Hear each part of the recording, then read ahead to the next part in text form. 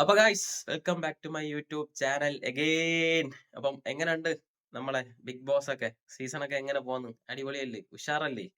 അപ്പം നമ്മളെ ഈ ഒരു ലെഗ് പീസിന് വേണ്ടിയിട്ട് കടിപ്പിടി കൂടുന്ന ഇത്ര ആൾക്കാരെ ഇടയിലേക്കൂടെ ഒരു തഗ്ഗടിച്ചോണ്ട് ആരാന്ന് വന്നേക്കുന്നത് നമുക്കറിയാവോ? ആരാ വന്നേക്കുന്നതെന്ന് നിങ്ങൾക്കറിയാവോ? നമ്മളെ റേണോ സുധി. ഇവിടെ ബിഗ് ബോസിൽ തീവാർന്ന പോരാട്ടം നടക്കുന്നതിന്റെ ഇടയിൽ കേറി ഒരു തഗ്ഗടിച്ചിട്ട് നമ്മളെ രേണുസുധിയുടെ അക്കൗണ്ടിൽ കയറി നോക്കിയാൽ നല്ല കിടിലൻ തഗ്ഗടിച്ചിട്ടിട്ടുണ്ട്. എല്ലാം നല്ല കിടിലൻ തഗ്ഗാണ്. അപ്പം നമുക്ക് വെൽക്കം ചെയ്യാം രേണുസുധിയെ. ഞാൻ പച്ചയ്ക്ക് പറഞ്ഞ എൻ്റെ രക്തവും മാംസവും ഉണ്ടായിരുന്ന സമയത്ത് ഊറ്റിക്കുടിച്ചവർ പോലും എന്നെ ഒന്നും വിളിച്ചു തിരക്കാത്താണ് ക്യാൻസർ. അതാണ് ആ ക്യാൻസർ. ഞാൻ സ്നേഹിച്ചവരാരും എന്നെ കാണാൻ വന്നില്ല, എന്നെ സ്നേഹിച്ചവർ വന്നു. കിച്ചുവിനെ കാണാനായിട്ട് ആഗ്രഹിച്ചിട്ടുണ്ടായിരുന്നു. നമ്മളെ അമ്മയെന്ന് വിളിച്ചൊരു കുട്ടിയായിരുന്നു അവൻ. 2016 ലാസ്റ്റാണ് സൂചേട്ടൻ എനിക്ക്. ഞാൻ അന്നൊക്കെ പാടുമായിരുന്നു. ഞാനൊരു പാട്ട് പാടിക്കോട്ടെ? എനിക്ക് വേണ്ട വേണ്ട വേണ്ട വേണ്ട പാട്ടൊന്നും പാടല്ലേ, പാട്ടൊന്നും പാടണ്ട. ഇതൊക്കെ മതി, ഇതിന്റെ ആവശ്യമുള്ളൂ. അപ്പോ രേണുസുധി പറഞ്ഞ എന്തോന്ന് വെച്ചാല്, ക്യാൻസർ വന്നതിന് ശേഷം രേണുസുധിയെ ഇതുവരെ ആരും തിരിഞ്ഞു നോക്കിയിട്ടില്ല. കാരണം രേണുസുധിയുടെ ചോരയും മാംസവും ഊറ്റി കുടിച്ച ആൾക്കാർ പോലും ഇതുവരെയും തിരിഞ്ഞു നോക്കിയിട്ടില്ല എന്നാണ് രേണുസുധി പറയുന്നത്. പിന്നെ ഞങ്ങളൊക്കെ ഇവിടെ ഉണ്ടല്ലോ, റിയാക്ഷൻ ചെയ്യുന്ന ആൾക്കാരൊക്കെ രേണുസുധിനെ എപ്പോഴെപ്പോഴും ഞങ്ങളിവിടെ അപ്ഡേറ്റ് ചെയ്തോണ്ടിരിക്കുക. ഞങ്ങളൊക്കെ തിരിഞ്ഞു നോക്കുകയും ചെയ്യുന്നുണ്ട്, എല്ലാ കാര്യങ്ങളും ശ്രദ്ധിക്കുന്നുണ്ട്. രേണുസുധി കൃത്യമായിട്ട് അത് മനസ്സിലാക്കാത്തോണ്ടാ. മനസ്സിലാക്കാത്തോണ്ടല്ല, നല്ല രീതിയിൽ അറിയാം. എങ്കിലും പ്രതീക്ഷിച്ചവരെ ഒന്നും രേണുസുധിക്ക് സത്യം പറഞ്ഞാൽ ഒന്നും കിട്ടിക്കാണത്തില്ല. സ്വാഭാവികമായിട്ടും രേണുസുധിയുടെ അക്കൗണ്ടിൽ ഇപ്പൊ നോക്കിക്കഴിഞ്ഞാൽ നമുക്ക് മനസ്സിലാക്കുന്ന ഒരു കാര്യം, ഇടയ്ക്ക് വെച്ച് വലിയ റീച്ച് ഒന്നും ഇല്ലായിരുന്നു. റീലൊക്കെ ഇട്ട് പുള്ളിക്കാരിക്ക് ഈ ഒരു ട്രീറ്റ്മെന്റുമായിട്ടൊക്കെ പോകുന്ന സമയത്ത് റീച്ചും കാര്യങ്ങളൊന്നും ഇല്ല. ഞാൻ ഇപ്പോഴും പറയാം, റീച്ചിന് വേണ്ടിയിട്ട് വീണ്ടും എനിക്ക് തോന്നുന്നു ഇവരെ ഇങ്ങോട്ട് വിളിച്ചു വരുത്തി. വീട്ടിൽ വന്ന സമയത്ത് ഈ ഒരു ട്രീറ്റ്മെന്റ് നടക്കുന്നതിന്റെ വീട്ടിലോട്ട് വിളിച്ചു വരുത്തിയതെടുത്തയാണോ എന്ന് എനിക്കൊരു ഡൗട്ടുണ്ട്. ഡൗട്ട് മാത്രമാണ്, ഞാൻ ഒന്നും അടിച്ചേൽപ്പിക്കുന്നില്ല. അപ്പോ റീച്ച് കുറഞ്ഞ സമയത്ത് റീച്ച് കൂട്ടാൻ വേണ്ടി വന്നതാണോ എന്ന് എനിക്കൊരു സംശയമുണ്ട്. കാരണം ഇങ്ങനെയൊക്കെ നല്ല രോഗാവസ്ഥയിലൊക്കെ കിടക്കുന്ന ആൾക്കാരൊന്നും, ഇത്രയും ട്രീറ്റ്മെന്റ് ചെയ്യുന്ന ആൾക്കാരൊന്നും ഒരു കാരണവശാലോ അല്ലെങ്കിൽ ഒരു വെളിയിൽ പോകാനോ, നമുക്കും അറിയാവുന്ന ക്യാൻസർ രോഗികൾ കാര്യങ്ങളൊക്കെ ഉണ്ട്.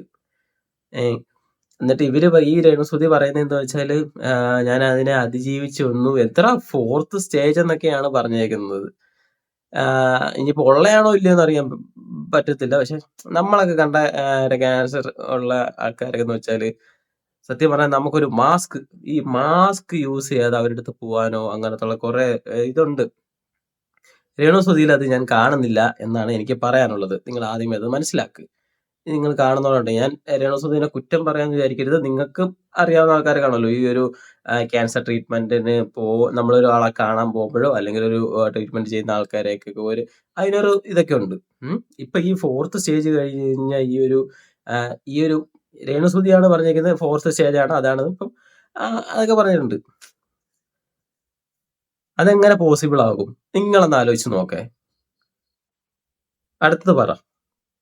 ഈ സോഷ്യൽ മീഡിയ കണ്ടിട്ട് നാളെ ഋതപ്പൻ വളർന്നു വരുന്ന ആ ഒരു ടൈമില് സോഷ്യൽ മീഡിയ കാണുമ്പോ അതിന് ചേച്ചി എന്തെങ്കിലും പേടിക്കുന്നുണ്ടോ? ഒരു പേടിയില്ല ചിത്ര. എനിക്ക് പറയാനുള്ള വാക്കുകൾ എന്നെ അവൻ മനസ്സിലാക്കിയിട്ടുണ്ട്. ഈ കുഞ്ഞ് ഇത്രയും ഉണ്ടെങ്കിലും അവൻ എന്നെ പല കാര്യങ്ങളും മനസ്സിലാക്കിയിട്ട് എന്നെക്കാൾ അറിവുണ്ടെന്നാണ് എനിക്ക് തോന്നുന്നത്. ഇപ്പോഴും ഞാൻ എന്റെ മുടി ഇത് വിക്കാണ് ചിത്രക്കറിയാം. ഇത് കീമോ തുടങ്ങി കഴിഞ്ഞാൽ നമ്മുടെ അതവിടെ നിൽക്കട്ടെ. ഈ ഒരു വീഡിയോ നിങ്ങൾ ശ്രദ്ധിച്ചല്ലോ.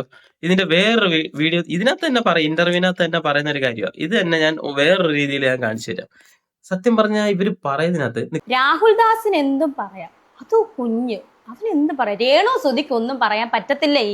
രേണുസുധിയുടെ വീട്ടുകാര് രേണുസുധി നികിഷ്ട ജീവികൾ, വൃത്തികെട്ട ആൾക്കാര്, അങ്ങനെയാ. രേണുസുധിക്ക് ഒന്നും മിണ്ടാൻ പറ്റത്തില്ല. ഗൈസ്, ഞാനൊരു കാര്യം പറയാം. ഇവരിപ്പോ ഒന്നേന്ന് എല്ലാ ആൾക്കാരെയും ഇതിനകത്ത് വലിച്ചഴിച്ചുകൊണ്ട് നിൽക്കുകയാണ്. മനസ്സിലായോ? ഋതപ്പനെ പറഞ്ഞു, അത് കണക്ക് തന്നെ ബാക്കിയുള്ള അവൻ എന്തുവാ ചോരയും മാംസമൊക്കെ ഊറ്റിയെടുത്ത ആൾക്കാരെ, മനസ്സിലായോ? ആ ഒരു ആൾക്കാർ വന്നില്ല എന്ന് പറഞ്ഞിട്ട് അവരെ കുറ്റം പറഞ്ഞു. പിന്നെ വേറെ ഉണ്ട്, യൂട്യൂബേഴ്സിനെ കുറ്റം പറഞ്ഞു. ഇത് കണക്ക് രേണുസുധിനെ റീച്ച് ആക്കുന്നവരെ കുറ്റം പറഞ്ഞു. ഇപ്പൊ കിച്ചുവിനെ കുറ്റം പറയുന്നു. എല്ലാരെയും ഇവര് കുറ്റം പറഞ്ഞുകൊണ്ടിരിക്കുകയാണ്. എന്നിട്ട് വേറെ ഡയലോഗ് ഉണ്ട്. ഇവര് പറയുന്നത് വെച്ചാൽ ഞാൻ റീല് ചെയ്യുമ്പോൾ മൊത്തം കുറ്റമാണെന്ന്. അതാണ് ഇപ്പൊ മനസ്സിലായോ? ഇപ്പൊ കുറ്റമല്ലേ പറഞ്ഞുകൊണ്ടിരിക്കണേ? നിങ്ങൾക്കൊരു ട്രീറ്റ്മെന്റിലാണ് എന്നുള്ളൊരു കാര്യം പോലും നിങ്ങൾക്ക് മനസ്സിലാവും. ഓക്കെ, നിങ്ങൾ റീലും കാര്യങ്ങളൊക്കെ ഇട്ടു, നമുക്ക് യാതൊരു വിഷയമില്ല. പിന്നെ ഇങ്ങനത്തുള്ള ഇന്റർവ്യൂവിനകത്തൊക്കെ വന്നിരുന്നിട്ട് എല്ലാരെയും അങ്ങ് കുറ്റപ്പെടുത്തുമ്പോഴത്തേന് അത് മോശമായിട്ടുള്ളൊരു കാര്യമല്ലേ? നിങ്ങൾക്ക് ആ ഒരു ഒരു ഇതുണ്ടെന്നുള്ള ഒരു ഇത് പോലും കാണുന്നില്ല. നിങ്ങൾ കുറ്റം കുറ്റം പറയാൻ വേണ്ടി മാത്രം വന്ന് നിൽക്കുന്ന ഒരു ഇന്റർവ്യൂ ആട്ടെ നമുക്കിതെല്ലാം കാണാൻ പറ്റുന്നുള്ളൂ. അന്നേരം പാവം കുഞ്ഞ് ഇതിന്റെ ഇടയിൽ വരുന്ന കമന്റ്സ് കണ്ടോണം. ഇപ്പോഴേ ഞാൻ പറയാം എന്തൊക്കെയാ വരുന്നതെന്ന്. അവൾ അവനെ ഇട്ടുകൊടുത്തതല്ല, പല കാര്യങ്ങളും ഞാൻ മൗനം പാലിച്ചിരുന്നു. ഇനി അങ്ങനെ മൗനം പാലിക്കുന്നില്ല. മൗനം പാലിച്ചിട്ട് എനിക്ക് എന്തെങ്കിലും കിട്ടിയോ? ക്യാൻസർ വന്നിട്ട് എന്നെ തെറി പറയുന്നവർ തന്നെ തെറി പറഞ്ഞുകൊണ്ടിരിക്കുമല്ലേ. മൗനം പാലിച്ചിട്ട് എനിക്ക് എന്തെങ്കിലും കിട്ടിയോ? ചിത്ര, എനിക്കൊന്നും കിട്ടിയിട്ടില്ല. ആരും ഒന്നും കൊണ്ട് തരുന്നില്ല. എത്രയോ പേര് എനിക്ക് കൊണ്ട് ഞാനതൊക്കെ പിന്നീട് സംസാരിക്കാം. പറഞ്ഞു കഴിഞ്ഞാൽ ഇമോഷണൽ ആവും ഞാൻ. പറഞ്ഞാൽ ഇമോഷണൽ ആവുമെങ്കിൽ ബാക്കിയുള്ളവരെ കുറ്റപ്പെടുത്തുമ്പോഴും അവർക്കും ഇമോഷണൽ ആവും. മനസ്സിലായോ? ബാക്കിയുള്ളവരെ കൂടെ കുറ്റപ്പെടുത്തുമ്പോഴത്തേനും ഇമോഷണൽ ആകുമ്പോഴത്തേനും അവർ ഇതിനൊക്കെയുള്ള റിയാക്ഷൻ വീഡിയോസും ബാക്കിയുള്ള കാര്യങ്ങളും ഈ പറയുന്ന കണക്ക് ശരിക്ക് റീൽസും വീഡിയോസും എല്ലാം ഇഷ്ടംപോലെ രേണുസുതിക്ക് ഈ ഒരു ക്യാൻസർ ട്രീറ്റ്മെന്റിന് കിടന്നപ്പോൾ തന്നെ ചെയ്തിട്ടുണ്ട്. ഇഷ്ടംപോലെ വീഡിയോസ് ഇറങ്ങിയിട്ടുണ്ട്. രേണുസുതി കണ്ടിട്ടുണ്ടോ ഇല്ലയോ എന്ന് എനിക്കറിയത്തില്ല. രേണുസുതി എന്നിട്ട് നമ്മളെ റയർലി റീൽസിനെ വരെ ജയിലിലാക്കി. ബട്ട് നിങ്ങൾ ഒരു കാര്യം ഓർക്കേണ്ടത് എന്ന് വെച്ചാൽ, നിങ്ങളൊരു കാര്യം മനസ്സിലാക്കേണ്ടതെന്ന് വെച്ചാൽ, ഈ റെയർ റീൽസ് എന്ന് പറയുന്ന പുള്ളിക്കാരൻ യാതൊരു ഒരു ഇതും ചെയ്തിട്ടില്ല. നമുക്ക് അത് ഞാനിപ്പോഴും പറയാം, കയറി കണ്ടതാണ്. അതിനകത്ത് ഒരു ചെറിയൊരു രീതിയിൽ മാത്രം എന്തുവാണ് രേണുസുതി അങ്ങനത്തെ ഒരു സാങ്കല്പിക കഥാപാത്രം എന്നുള്ള രീതിയിൽ മാത്രമാണ് ആ പുള്ളിക്കാരൻ. അപ്പൊ അവരെ വരെ ആ ഒരു പുള്ളിക്കാരനെ വരെ ഇവര് എന്തുവാണ് പറയാ അതിനെ, വൈരാഗ്യം എന്നൊക്കെ പറയാം. വൈരാഗ്യം, വിദ്വേഷം എന്നുള്ള രീതിയിലൊക്കെയാണ് ആ ഒരു പുള്ളിക്കാരനെ ജയിലിൽ കയറ്റി അല്ലെങ്കിൽ ഈ ഒരു കേസ് കൊടുത്തതെന്നൊക്കെ പറയാം. ഓക്കെ, പിന്നെ രേണുസുതി എന്ന് പറയാൻ പറ്റത്തില്ല അതിനകത്ത്. ആ ഒരു ഫാദറിന്റെ കാര്യം വേണമെങ്കിൽ പറയാം. ഫാദറാണ്, പക്ഷെ ക്രെഡിറ്റ് മൊത്തം രേണുസുതിക്കും. അത് കേസ് കൊടുത്തത് ഫാദറിനെന്നുള്ള രീതിയിൽ. പിന്നെ ഈ ഇരുന്ന് കുറ്റം പറയുന്നത് വേറൊന്നും കൊണ്ടല്ല, റീച്ച് കുറച്ച് ആളുകൊണ്ട് റീലോ അങ്ങനത്തുള്ള സിനിമ അങ്ങനത്തുള്ള കാര്യങ്ങളൊന്നും കിട്ടുന്നില്ല പുള്ളിക്കാരിക്ക്. അതുകൊണ്ട് ഇപ്പോഴും ഇന്റർവ്യൂ വിളിച്ചിട്ട് അതിന് കുറച്ച് റീച്ചിന് വേണ്ടിയിട്ട് ആണ് വീണ്ടും ചെയ്യുന്നതെന്നാണ് എനിക്ക് തോന്നുന്നത്. എനിക്ക് കറക്റ്റ് അറിയത്തില്ല. എങ്കിലും സ്വാഭാവികമായിട്ടും നമുക്കിത് കാണുമ്പോഴത്തേനും അതിന് വേണ്ടിയിട്ട് തന്നെ. കാരണം എല്ലാവരെയും വന്നിരുന്നും കുറ്റം പറച്ചിലും പിന്നെന്തുവാണ് അങ്ങ് ഇല്ലായ്മ പറച്ചിലും ഒക്കെയാണ്. ദരിദ്രം പറച്ചിൽ എന്നൊക്കെ പറയാം. സ്വാഭാവികമായിട്ടും അങ്ങനെയൊക്കെയാണ് തോന്നുന്നത്. സത്യം പറഞ്ഞാൽ ഈ ക്യാൻസർ എന്ന് പറയുന്ന ഈ രോഗത്തെക്കാൾ ഭയാനകമായിട്ടുള്ള ഭീകരതയായിരുന്നല്ലോ ഞാൻ നേരത്തെയും അനുഭവിച്ചത്. ഇപ്പോഴും അതിനെന്തെങ്കിലും കുറവുണ്ടോ? അപ്പം ഈ അന്ന് കുറ്റം പറഞ്ഞവർ തന്നെയാണ് ഇന്നും പറയുന്നത്. അന്ന് എന്നെ സ്നേഹിച്ചവർ ഇന്നും എന്നെ സ്നേഹിക്കുന്നു. അപ്പം പിന്നെ കുറ്റം പറയുന്നവരെ നമുക്ക് അംഗീകരിച്ചു കൊടുക്കേണ്ട കാര്യമുണ്ടോ? അവർ പറഞ്ഞുകൊണ്ടേ ഇരിക്കത്തുള്ളൂ. ഞാൻ ആലോചിച്ചു, ദൈവമേ, ക്യാൻസർ വന്നു കഴിഞ്ഞാൽ ചിലപ്പോൾ ഇതിനൊരു മാറ്റം ഉണ്ടായിരിക്കും. അപ്പം നമുക്ക് ഇതിനകത്ത് നിന്ന് എന്താണ് മനസ്സിലാക്കേണ്ടത്? സത്യം പറഞ്ഞു കഴിഞ്ഞാൽ ഇവർക്ക് ക്യാൻസർ ഉണ്ടോ? നമുക്ക് സ്വാഭാവികമായിട്ട് അങ്ങനെയാണ് മനസ്സിലായത്. എന്തുവാണ് ഇവരിപ്പൊ തന്നെ വന്നിരിക്കുന്ന ഈ പറയുന്ന ഒരു പ്രൊട്ടക്ഷനും ഇല്ലാത്ത രീതിയിൽ ക്യാൻസർ എന്ന് പറഞ്ഞ്, ഞാൻ നേരത്തെ പറഞ്ഞ കണക്ക് ഈ ക്യാൻസർ എന്ന് പറഞ്ഞ ആ ഒരു രീതി വെച്ചിട്ട് ഇവരെ യാതൊരു വിധത്തിൽ ആ ക്യാൻസർ ഉണ്ടെന്നുള്ള രീതിയിൽ ഒരു 4th സ്റ്റേജ് എന്നുള്ള രീതിയിലും ഇത്രയും ട്രീറ്റ്മെന്റ് ചെയ്യുന്ന രീതിയിലും നമുക്ക് ഇതിനകത്ത് കണക്ക് കൂട്ടാൻ പറ്റത്തില്ല. അപ്പം അവരെ മൈൻഡിൽ അല്ലെങ്കിൽ ഇത് മനഃപൂർവ്വം റീച്ച് ആക്കാൻ വേണ്ടിയിട്ട്, അല്ലെങ്കിൽ ഈ പറഞ്ഞ ഡയലോഗിന്റെ കണക്ക് അവരുദ്ദേശിച്ചിട്ട് എന്തോ എനിക്ക് ക്യാൻസർ ആണ്, അല്ലെങ്കിൽ എനിക്ക് ഒരു ഇതെങ്കിലും തരണം, അല്ലെങ്കിൽ എന്നെ കുറ്റം അങ്ങനത്തെ രീതിയാണെന്നാണ് തോന്നുന്നത്. ഇവർക്ക് ആവശ്യമുള്ള കാര്യം അവർക്ക് കിട്ടുന്നില്ല എന്നുള്ള രീതിയിലാണ് ഇപ്പൊ ഇവരൊന്ന് സംസാരിക്കുന്നതെന്നാ തോന്നുന്നത്. നിങ്ങളൊന്ന് ചിന്തിച്ചു നോക്കേ. നെവർ. അത് ഇതിലപ്പുറം കൂടുവാണ്. ഇത് ഈ സാധനം കള്ളത്തരമാണെന്ന് പറയുന്ന ആൾക്കാരാണ് മുഴുവൻ. ഞാൻ ഒരാളായത് കൊണ്ടാണ്, അല്ലെങ്കിൽ എൻ്റെ ഒരു ഒറ്റ മനക്കരുത്ത് കൊണ്ടാണ് ഇപ്പം ഈ ഒരു ചിത്രയുടെ മുന്നിൽ ഞാൻ ഇപ്പം ഇരുന്ന് സംസാരിക്കുന്നത്. വേറെ ആരും ഇങ്ങനെ സംസാരിക്കാറില്ല. എനിക്ക് തോന്നുന്നത് സംസാരിക്കും അവർ ഈ ഒരു ട്രീറ്റ്മെൻ്റ് എല്ലാം കഴിഞ്ഞ് ആ ഒരു ക്യാൻസറിൻ്റെ ഭീകരത, അതായത് ആ ട്രീറ്റ്മെൻറ്റ് കഴിഞ്ഞ് അവർ ഉണർന്ന് സംസാരിക്കുന്നത് ഞാൻ കേട്ടിട്ടുമുണ്ട്. പല ഇൻ്റർവ്യൂസ് ഞാൻ കണ്ടിട്ടുമുണ്ട്. സ്വാഭാവികമായിട്ടും നമുക്കും അങ്ങനെയാണ് തോന്നുന്നത്. ഇങ്ങനത്തുള്ള ട്രീറ്റ്മെന്റ് നടക്കുന്നതിന്റെ ഇടയ്ക്ക് എനിക്ക് ഭയങ്കര അമാനുഷിക ശക്തി ഉണ്ട് ഗായ്സ്. നോക്കൂ, ശക്തിമാൻ ശക്തിമാൻ ശക്തിമാൻ, എനിക്ക് അമാനുഷിക ശക്തി ഉണ്ട്. ഇവർക്ക് എന്തോ സത്യം പറഞ്ഞ ഇത് മിറാക്കിൾ സംഭവിച്ചോ ഗൈസ്? മിറാക്കിൾ.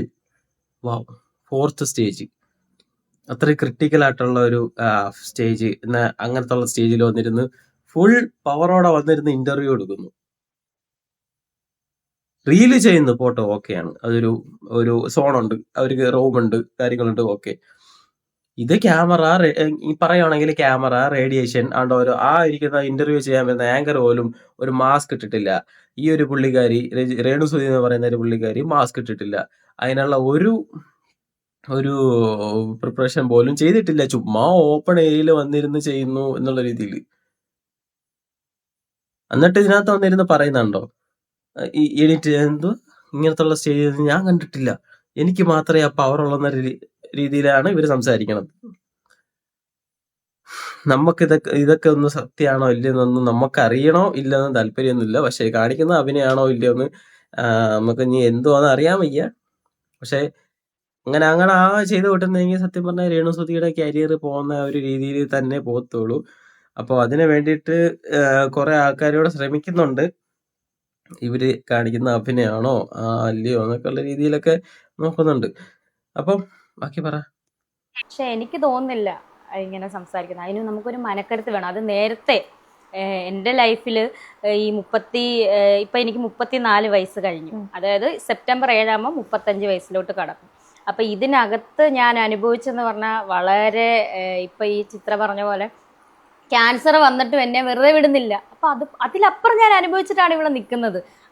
ക്യാൻസർ വന്നിട്ട് ഞങ്ങൾ വെറുതെ വിടണം, അല്ലെങ്കിൽ നമ്മളെല്ലാരും രേണുസുതിയുടെ ശത്രുക്കളെല്ലാം വെറുതെ വിടണം എന്നുള്ള രീതിയിൽ ക്യാൻസർ അഭിനയിപ്പിച്ച് കാണിക്കുവാണോ അതോ അഭിനയാണോ എന്തോ ആ ഒരു രീതിയിലൊക്കെയാണ് ഇവര്. നിങ്ങൾ ഈ കാര്യം ഒന്ന് മനസ്സിലാക്കണം. ആ ഒരു രീതിയിലല്ല ഇപ്പൊ സംസാരിച്ചുകൊണ്ടിരിക്കണേ. കറക്റ്റായിട്ട് അറിയണമെങ്കിൽ ഈ ഒരു റീല് രേണുസുതിയുടെ അക്കൗണ്ടിൽ ഈ ഒരു ചാനൽ കൊളാബ് ചെയ്തിട്ടുണ്ട്, ഈ ഒരു പേജ് കൊളാബ് ചെയ്തിട്ടുണ്ട്. നിങ്ങൾ കയറി കഴിഞ്ഞാൽ അറിയാം. അത് മാത്രം എടുത്തെടുത്ത് പറയുന്നത്. പിന്നെ അത് മാത്രമല്ല, ബാക്കിയുള്ളവരുടെ കാര്യം പറയുന്നത്, കിച്ചുവിന്റെ കാര്യം പറയുന്നു, ഋതപ്പന്റെ കാര്യം പറയുന്നു, ബാക്കിയുള്ള യൂട്യൂബേഴ്സിന്റെ വീഡിയോ ചെയ്ത കാര്യം. ഇവർക്ക് എന്തോ ഭയങ്കര ശത്രുത, എന്തുവാണ് ഈ ഒരു കുറ്റം അടിച്ചേൽപ്പിക്കുന്ന രീതിയിലാണ് ഇവരിന്ന് സംസാരിക്കുന്നത്. പിന്നെ ഈ ക്യാൻസറിന്റെ കാര്യം എടുത്തെടുത്ത് പറയുന്നു.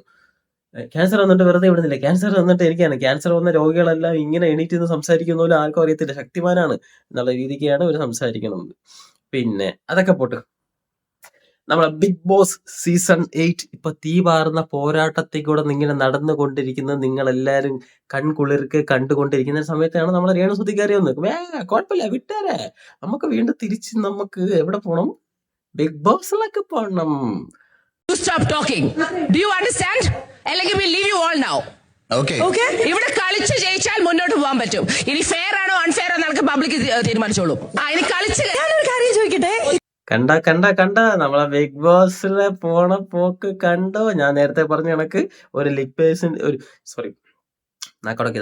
ലെഗ് പീസിന് വേണ്ടിയിട്ട് നമ്മളെ മത്സരാർത്ഥികൾ അതിഭയാനകമായ കാഴ്ച, അവരെ ഒരു കാഴ്ച ഇല്ലല്ലേ ഇപ്പൊ എന്തിനു പറയുന്നതിന്, അവരെ അതിഭയാനകമായ അവരെ കഴിവുകൾ പുറത്ത് കാണിച്ചുകൊണ്ടിരിക്കുന്നു. പറ കേക്കട്ടെ. ഇത്രയും എക്സൈറ്റ്മെന്റിൽ നിൽക്കല്ലേ.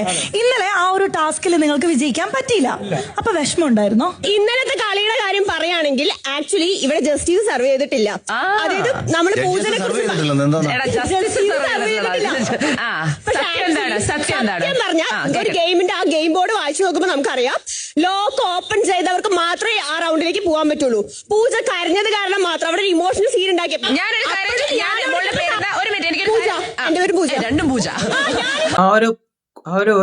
നമ്മളെ കണ്ടസ്റ്റന്റിന്റെ സംസാരം കേട്ടോ, ആഴ്ച കേറി വാ എന്നുള്ള രീതിയിലാണ് നമ്മളെ ഈ ഒരു പൂജ. അത് മറ്റേ പൂജ അറിയോ, ലോക്ക് ആ ഒരു പൂജ, ഇത് ഒരു പൂജയാണ്, അതും പൂജ ഇതും പൂജ, അപ്പൊ 2 പൂജ. അപ്പൊ ഈ ഒരു പൂജ നല്ല അടിപൊളിയായിട്ട് നല്ല ചില്ല് ചില്ല് ജില്ല് ജില്ല് ഇങ്ങനെ ഇടിച്ചിടിച്ചിരിക്കാന്ന് പറയത്തില്ല, ആ ഒരു രീതിയിൽ നല്ല കിട്ടില്ല സംസാരം സംസാരിക്കുന്നുണ്ട്. ബാക്കി പറഞ്ഞ കേക്കട്ടെ, ബാക്കി അവിടെ ജസ്റ്റിസിന്റെ കാര്യമൊക്കെ പറയുന്നുണ്ട്. അഖിൽമാരാൻ അതിന്റെ ഇടയ്ക്ക് എന്തിനൊക്കെ പറയുന്നു. എന്റെ പൊന്നളിയെ, അഖിൽമാരാന്റെ കാര്യം ഒന്നും പറയണ്ട. അഖിൽമാരാണെങ്കിൽ ഒരേ സമയം ബിഗ് ബോസിലും ഒരേ സമയം 24-ലും കിടന്ന് കറങ്ങുന്നുണ്ട്. അവിടെയും കോയ എവിടെയും കടയും, അപ്പൊ 2 കോയയുടെ ആ ഒരു രീതിയിലാണ്. ഒരു മിനിറ്റ് സംസാരിക്കട്ടെ. നിങ്ങളുടെ അടുത്ത് ചോദിച്ചിരുന്നോ പൂജയെ കയറ്റിവിട്ടാൽ കുഴപ്പമുണ്ടോ ഇല്ലയോ എന്ന്? ഒരു മിനിറ്റ് ചോദിച്ചിരുന്നു. അപ്പോൾ എല്ലാവരും ഓക്കെ എന്ന് പറഞ്ഞത് കൊണ്ടാണോ കയറ്റിവിട്ടത്? പൂജയ്ക്ക് ക്ലൂ കിട്ടിയായിരുന്നോ? റെനീഷ പറയട്ടെ. ഒരു മിനിറ്റ് പറയട്ടെ നമ്മളിത് ബിഗ് ബോസിലോട്ട് കേറിയിട്ടില്ല. നിങ്ങൾ എന്താണ്? നമ്മൾ നോക്കിക്കോളാം, ഡോണ്ട് വറി. നമുക്ക് പൂജയ്ക്ക് 2 ക്ലൂസ് ഉണ്ടായിരുന്നു, കീ മാത്രമാണ് പോയത്. ഇനി ബാക്കിയുള്ള ഇവരുടെ കയ്യിൽ ആർക്കൊക്കെ ക്ലൂ ഉണ്ടായിരുന്നു? എന്റെ കയ്യിലുണ്ടായിരുന്നു, അളകനന്ദയുടെ കയ്യിൽ ക്ലൂ ഉണ്ടായിരുന്നു. പക്ഷെ കീ അതിന്റെ ഉള്ളിൽ കേട്ടതിന് മുമ്പ് ഒരു മഹത് വ്യക്തി വന്ന ലോക്ക് ജാമാക്കി. ഏതാണ് ആ മഹത് വ്യക്തി? നിന്റെ പേരെന്താ? ഒന്നും പറയാനില്ല, പിള്ളേര് full chill, full on power ആണ്ടോ. ഈ ഒരു പയ്യൻ വരാണ്ടോ, പേര് ഇതിന്റെ അടിച്ചു കയറി വാ. പിന്നെ അല്ല, നമ്മളെന്തിനു പറയാ. പ്രശ്നമൊക്കെ ഉണ്ടാക്കിയത് ആ ലോക്ക് എന്റെ ആണോ എന്ന് സംശയമില്ല. ഞാൻ കീ ഇവനല്ലേ അവിടെ അനങ്ങാതെ നിന്ന് ചെയ്തോണ്ടിരുന്നവൻ? നീയല്ലേ? എനിക്ക് ഓർമ്മയുണ്ട്. ചിലവർക്ക് റെഡിയായി, ചിലവർക്ക് എനിക്ക് റെഡിയായില്ല. അപ്പൊ ഞാൻ ആ അവസരം പോയി, കീയുടെ അവസരം പോയി. എന്തായാലും ഇപ്പുറത്തെ സൈഡിൽ വന്നിട്ട് ആ ടാസ്ക് കംപ്ലീറ്റ് ഒരു കാര്യം നിങ്ങൾ തെളിയിച്ചിട്ടുണ്ട്, നിങ്ങളാണ് കൂട്ടത്തിൽ ഏറ്റവും അലമ്പ്. Accepted. Okay, done. We are done. No more talking. No more. When we say no more talking, you stop talking. Do you understand? അല്ലെങ്കിൽ we leave you all now. Okay. ഇവിടെ കളിച്ച് ജയിച്ചാൽ മുന്നോട്ട് പോവാം. കലിപ്പടാ, കലിപ്പടാ. സത്യം പറഞ്ഞ ഇവരൊക്കെ പിടിച്ച ജഡ്ജസ് ആക്കി. പിന്നെ ഗെയിമിന്റെ ഒരു സ്ട്രാറ്റജി അല്ല, ഗെയിം പോണമെങ്കിൽ ഒരു കൊണ്ടുപോകണമെങ്കിൽ ഇവരൊക്കെ തന്നെ ഇങ്ങനെയൊക്കെ വേണം. ആ ഒരു രീതിയിൽ ഞാൻ ഇന്നലെ വീഡിയോ ഇട്ടാണെങ്കിൽ ആ ഒരു രീതിയിൽ മാത്രം ആണ് ഇതിന്റെ ഗെയിമിന്റെ രീതി. ഇത് പോണ്ടത് അങ്ങനെയാണ്. അപ്പൊ ഗൈസ്, ഒരു ലെഗ് പീസിന് വേണ്ടിയിട്ട് നമ്മളെ മത്സരാർത്ഥികൾ അഴിഞ്ഞും കിഴിഞ്ഞും തല പോകഞ്ഞും പിന്നെ എന്തോ പറയാ, അവർക്കൊരു ഒരു നാണോ മാനോ ഇല്ലാത്ത രീതിയിൽ എന്താ കിട്ടിയാലും ശരി എനിക്ക് ആ സാധനം വേണം. എന്ത് കിട്ടിയാലും ഇപ്പൊ എന്തൊക്കെ നടന്നാലും ശരി എനിക്ക് ആ സാധനം വേണം എന്നുള്ള രീതിയിലാണ് നമ്മൾ മത്സരാർത്ഥികൾ, ബിഗ് ബോസ് സീസൺ 8 മത്സരാർത്ഥികൾ ഇങ്ങനെ പൊക്കൊണ്ടേയിരിക്കുന്നത്. എന്തായാലും എല്ലാവർക്കും അയ്യോ പറയും പോയില്ല. അപ്പൊ അതിന്റെ ഇടയിലൂടെയാണ് നമ്മളെ രേണുസുതി കയറി ഒന്ന് പൊട്ടിച്ചിരിക്കുന്നത്. ഇപ്പൊ രേണുസുതിയെ ഒന്നും മെൻഷൻ ചെയ്യാതെ പോവാൻ നമുക്ക് ആർക്കും പറ്റത്തില്ല ഗൈസ്, അതുകൊണ്ട് മാത്രമാണ്. അപ്പൊ നിങ്ങൾക്ക് വീഡിയോ ഒക്കെ ഇഷ്ടപ്പെടുകയാണെങ്കിൽ, എന്റെ വീഡിയോ ഒക്കെ ഇഷ്ടപ്പെടുകയാണെങ്കിൽ നിങ്ങൾക്ക് ഇഷ്ടപ്പെടുകയാണെങ്കിൽ മാത്രം സബ്സ്ക്രൈബ് ചെയ്യുകയോ ലൈക്ക് ചെയ്യുകയോ ഷെയർ ചെയ്യുകയോ കമന്റ് ചെയ്യുകയോ എന്തെങ്കിലുമൊക്കെ ചെയ്തു. അപ്പൊ അടുത്തൊരു വീഡിയോ കാണുന്നവരെ എല്ലാവർക്കും